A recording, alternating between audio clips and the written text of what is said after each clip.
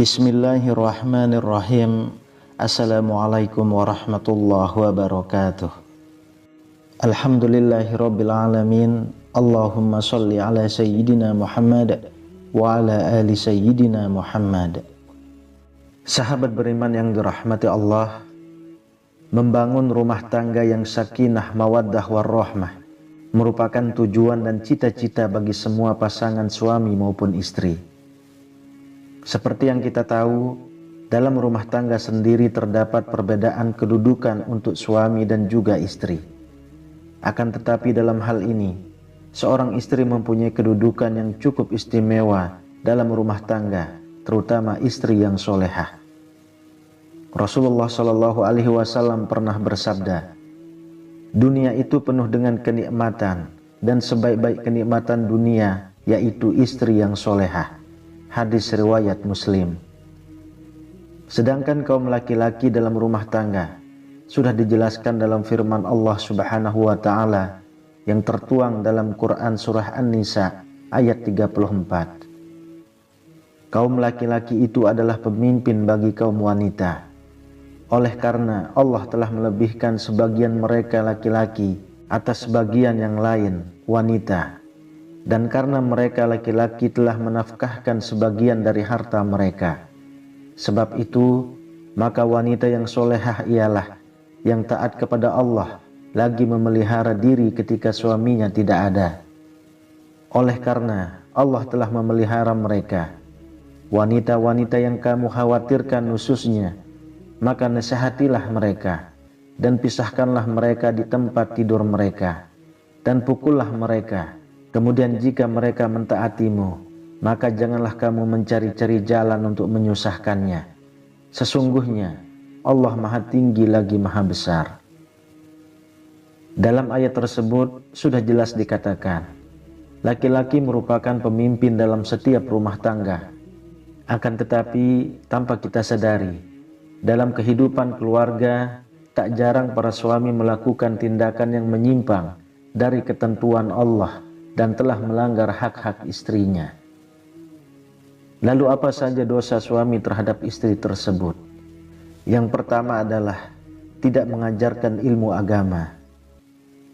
Mengajarkan ilmu agama kepada istri maupun anak-anaknya adalah kewajiban bagi para suami.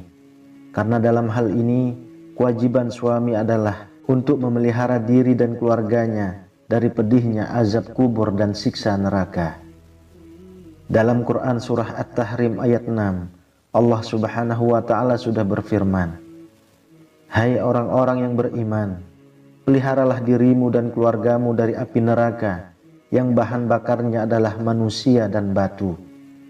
Penjaganya malaikat-malaikat yang kasar, keras, dan tidak mendurhakai Allah terhadap apa yang diperintahkannya kepada mereka, dan selalu mengerjakan apa yang diperintahkan.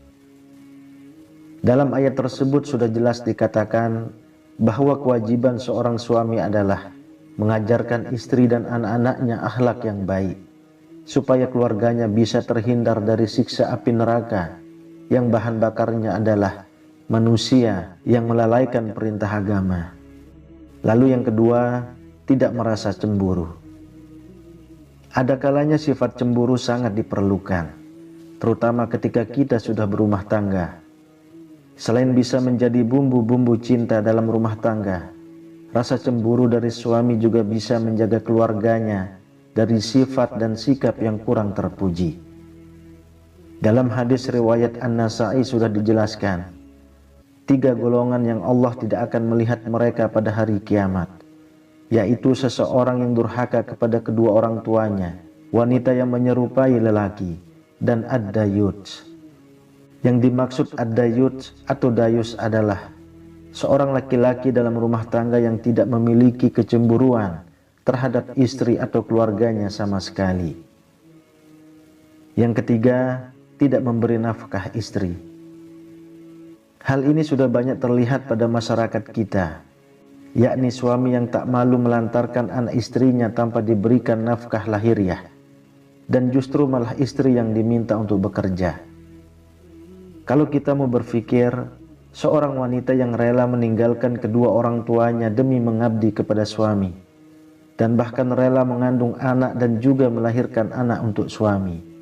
Akan tetapi, perjuangan hidup dan mati seorang wanita tersebut seolah tiada artinya di mata seorang suami. Sungguh yang demikian itu suami telah berdosa besar kepada istrinya. Rasulullah Shallallahu Alaihi Wasallam pernah bersabda, seseorang cukup dipandang berdosa bila ia menelantarkan belanja orang yang menjadi tanggung jawabnya. Hadis riwayat Abu Daud, Imam Muslim, Ahmad dan Tabrani. Yang keempat, membiarkan istri bekerja untuk suami. Sudah tak heran lagi, banyak seorang istri yang rela bekerja demi membantu perekonomian keluarganya. Namun yang banyak kita lihat justru malah kebalikannya, yakni seorang istri yang bekerja untuk keluarga, dan suami sebagai kepala rumah tangga malah enak-enakan di rumah tanpa berpikir bahwa peran seorang suami adalah sebagai kepala rumah tangga yang harus bertanggung jawab memberi nafkah untuk keluarganya. Rasulullah Shallallahu Alaihi Wasallam bersabda, tidak akan beruntung suatu kaum yang dipimpin oleh seorang wanita. Hadis riwayat Ahmad, Bukhari, Tirmizi dan Nasai. Dari hadis tersebut dijelaskan bahwa yang seharusnya memegang peran penting untuk kelangsungan hidup keluarganya adalah suami. Jika suami menyerahkan semua kebutuhan hidup kepada seorang istri, maka hidupnya tidak akan beruntung. Yang kelima, memiliki perasaan benci kepada istri. Perlu diketahui, perasaan benci berbeda dengan perasaan cemburu. Benci adalah suatu sifat tidak suka terhadap orang lain yang berkepanjangan dan akan terus tidak suka sekalipun orang yang dibencinya berbuat baik kepada orang yang membenci. Sedangkan perasaan cemburu adalah rasa curiga atau kurang percaya kepada seseorang, termasuk juga dalam hal ini adalah istri sendiri. Akan tetapi, rasa cemburu akan hilang manakala tidak ada bukti yang membenarkan atas suatu tindakan atau yang dicurigai, atau setelah mendapatkan kejelasan dari suatu permasalahan.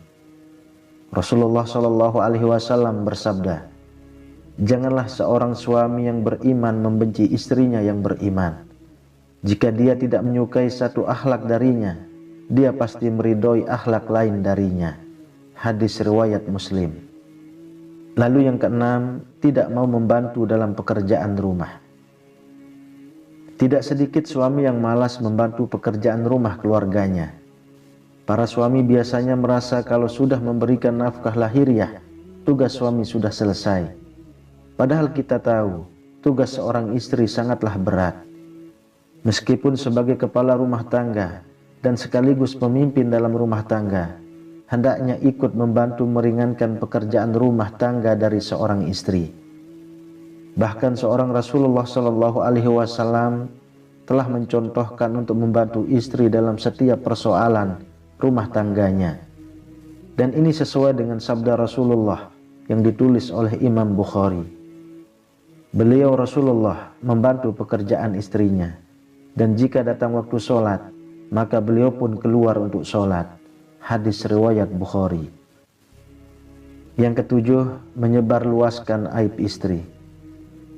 Dalam hal ini, aib seorang istri merupakan aib dalam keluarga, dan tugas keluarga adalah menutup aib tersebut supaya tidak menyebar sampai ke masyarakat.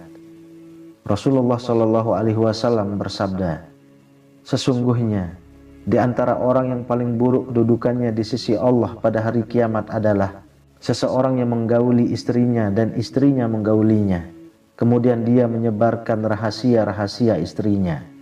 Hadis riwayat Muslim. Yang kedelapan, menyakiti istri secara fisik. Hal ini masih saja terjadi pada masyarakat kita. Perbuatan memukul, menendang atau menyakiti istri secara fisik malah banyak dilakukan oleh para suami. Menyakiti istri secara fisik merupakan dosa yang sangat besar dalam pandangan Islam, karena wanita merupakan kaum yang harus dilindungi karena kelemahannya. Rasulullah Shallallahu Alaihi Wasallam bersabda, hendaklah engkau memberinya makan jika engkau makan, memberinya pakaian jika engkau berpakaian. tidak memukul wajah, tidak menjelek-jelekkannya. Hadis riwayat Ibnu Majah. Kemudian yang kesembilan, meremehkan kedudukan istri. Yang dimaksud meremehkan kedudukan istri adalah para suami yang mentang-mentang sudah memberikan nafkah lahiriah, kemudian meremehkan posisi istri yang mungkin saja tidak bekerja karena harus mengurus rumah tangga. Untuk itu saya sarankan khususnya bagi para suami, mulai sekarang bantulah peran seorang istri dalam rumah tangga. Insya Allah, apabila dalam keluarga saling membantu, saling menutupi aib keluarga, saling menghargai satu sama lain, keluarga kita akan menjadi keluarga yang sakinah, mawaddah warahmah, dan berkah. Sahabat beriman, itulah 9 dosa suami terhadap istri yang biasanya dilakukan dengan sadar ataupun tanpa sadar. Awalilah kehidupan rumah tangga kita dengan kebaikan. Insya Allah akan menuai kebaikan pula dalam rumah tangga tersebut. Wallahu a'lam bishawab. Semoga bermanfaat untuk kita semua. Amin ya rabbal alamin. Assalamualaikum warahmatullahi wabarakatuh.